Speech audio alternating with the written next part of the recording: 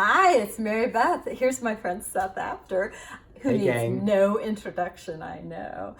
We are so excited to bring you the very first StencilGirl mashup. Woohoo!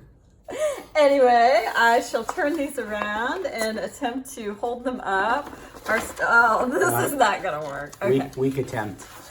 We will hold up our stencils that are collaborative or mashup versions of some of our favorite features of each other's stencils. We each picked our favorites that the other person did and picked out elements.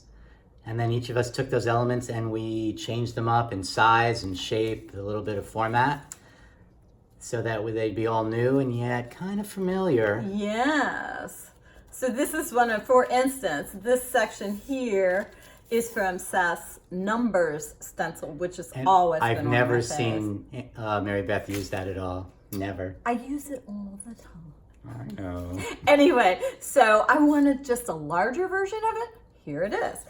And Seth likes my Hash marks? hash marks. There's something about those. They seem so simple and yet they're actually quite complex. To me, they're a symbol, and I love how you created them. So she shifted it up for me, and that's my favorite part right there. I know, that's not in the original hash So cool. marks. So anyway, we hope that you're going to be excited by this month's Stencil Club, As we are. as we are.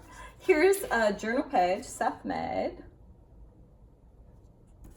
And it's a journal page that Mary Beth made. You can see some of the circles, some of the numbers, some of the hash marks in both.